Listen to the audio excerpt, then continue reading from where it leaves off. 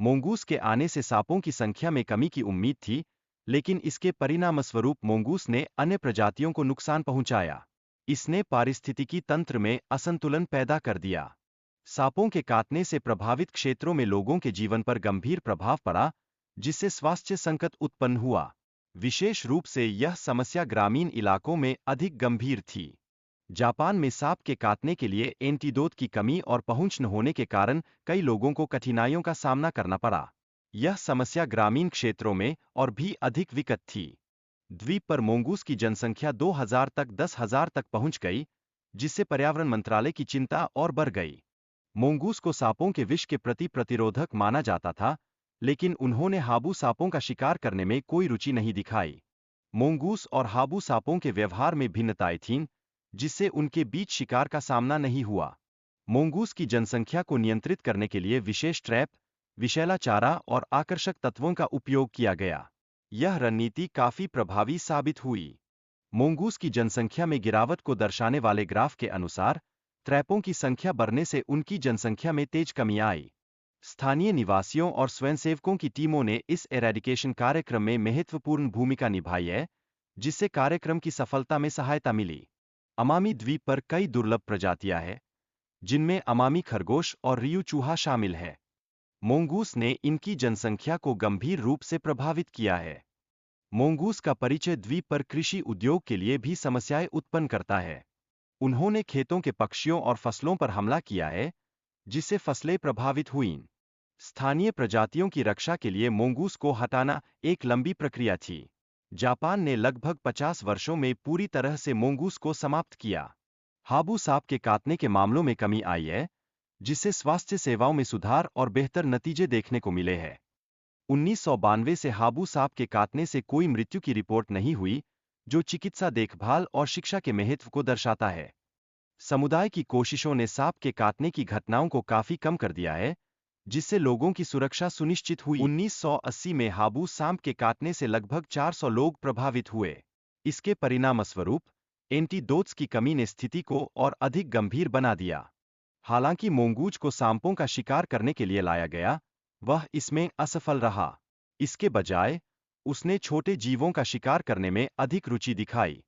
Mongoose की संख्या 10,000 तक बढ़ गई, जिसने 15 स्थानीय प्रजातियों को प्रभावित किया।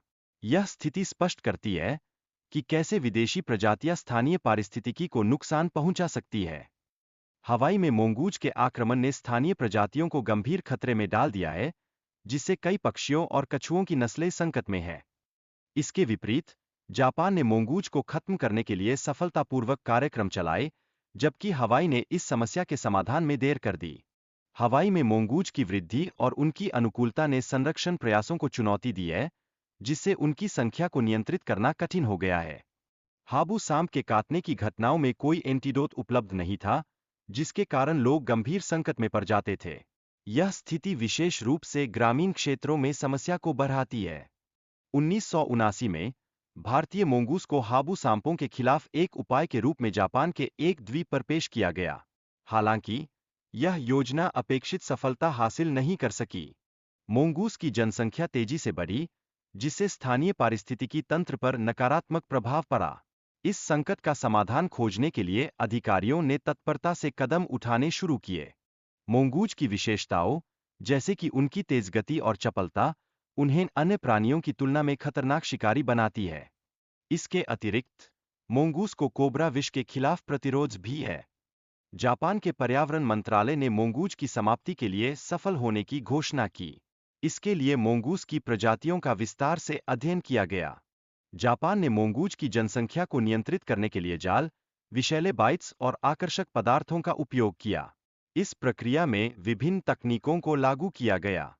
मोंगूस ने अमामी खरगोशों की जनसंख्या को प्रभावित किया है, जिससे उनकी संख्या में तेजी से गिरावट आई है। ये खरगोश जीवित जीवाश्मों के रूप में जाने जाते हैं। मोंगूस के प्रभाव से अन्य 15 अंतर्निहित प्रजातियां भी संकट में पड़ी है, जिससे उनका अस्तित्व खतरे में आ गया है।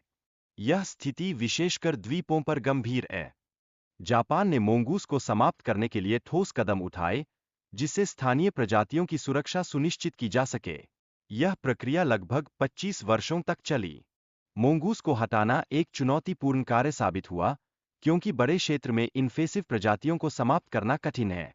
यह पर्यावरणीय दृष्टि से एक महत्वपूर्ण चुनौती है। हाबू सांपों के काटने की घटनाएं कम हुई है, लेकिन यह मोंगूस के कारण नहीं, बल्कि लोगों द्वारा उठाए गए कदमों के परिणामस्वरूप है। यह जागरूकता का सकारात्मक परिणाम है। अमामी ओशिमा में प्राप्त अनुभव अन्य जापानी द्वीपों पर लागू किए जाएंगे, जो इन्वेसिव प्रजातियों से लड़ाई में सहायता करेंगे। यह एक व्यापक और सामूहिक प्रयास है।